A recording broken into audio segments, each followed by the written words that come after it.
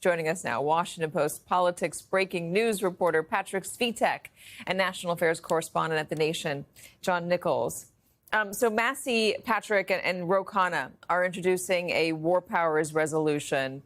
Listen, it's not a majority of the Republican Party. It's not even a solid minority of the Republican Party that's coming out and speaking against Donald Trump on this decision to strike Iran. But he is being very loud about it, and he's willing to confront Donald Trump in a way that a lot of Republicans have been unwilling to do so far. Yeah, absolutely. He's standing alone on this issue, really, inside the Republican Party, at least on Capitol Hill in many ways. And as you pointed out, he's not only not backing down, but, he's clashed with Trump before, even just this year. And he doesn't, unlike other Republicans who've crossed Trump, he's not even really trying to de-escalate it. He's digging in on his position, and he's fundraising. He's, soliciting campaign money based off of Trump's attacks on him. And so I think both, the substance of this is unique inside the Republican Party, and also the politics of it are unique inside the Republican Party. Most Republican lawmakers, when they get crosswise with Trump, tactically, they try to back away from the conflict or try to diffuse the conflict.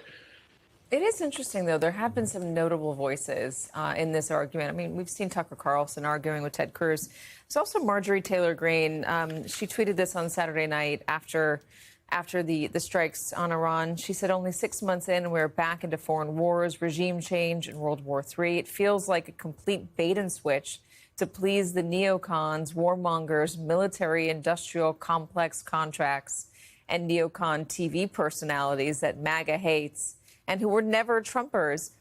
It is interesting that they are trying to say we are more MAGA than Donald Trump is on this issue. And in their districts, they may be. This is one of the subtleties of the modern Republican Party. We tend to cover it so much from Washington or from New York that we lose sight of the fact that there are places that really are isolationist. There are places that really are more libertarian. And especially with Massey, he has been at odds with Trump. He was at odds with Trump in the first term and battled on COVID funding and things like that. And the fact is, he's been reelected against credible challengers again and again and again, and he is now talked about as a potential U.S. Senate candidate. So what I find interesting about this story, and again, even though it's a minority, it does show, Patrick, that there are some issues within the Republican Party and with voters that transcend Donald Trump. There are some issues, it appears, that voters are willing to break with Donald Trump on, and in terms of his MAGA base, we just really haven't seen that much of it. Yeah, and I think we've seen some polling in recent days that suggests that the typical, all-out enthusiasm that we see among Republican voters for things that Trump does is not necessarily present in this moment. There was a CNN poll today that said that I think 80-some% of Republicans approved of Trump's decision to strike Iran. But once you ask them how much confidence they have in Trump's ability to use force in Iran, there was only a slight majority of Republican voters who said they had a great deal of confidence. There were, I think, 37% said they only have a moderate deal of confidence in Trump's handling on this issue. And so, again, I mean, that's popular in the Republican Party, but on some other policy questions we've seen in the past with Trump, you tend to see a little higher Republican enthusiasm.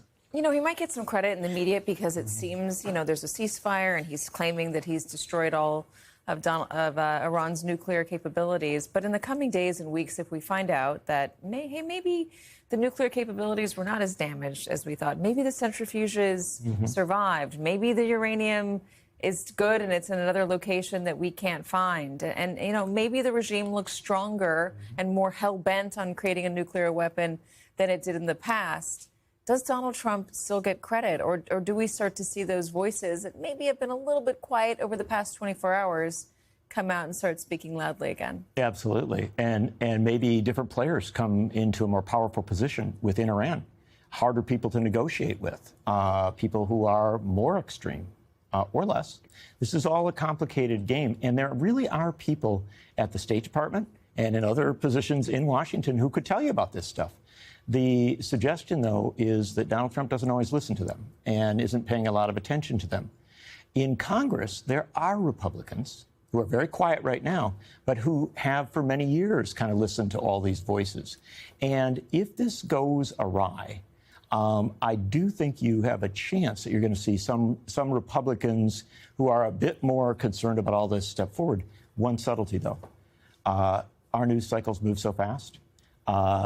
If things tamp down a little bit, Donald Trump will be on talking about something else That is true. a minute. I want to play just really quickly Thomas Massey with Ro Khanna, the Democrat, on Chris Hayes last night. Let's watch.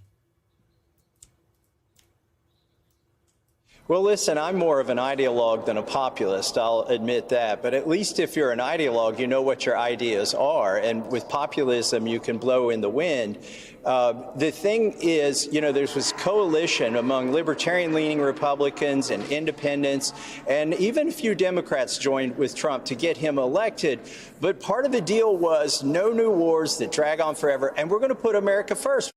He's arguing that there are issues that transcend Donald Trump among his voters, and not everyone's going to stay on board if Donald Trump continues to break those promises. All right, gentlemen, thank you so much.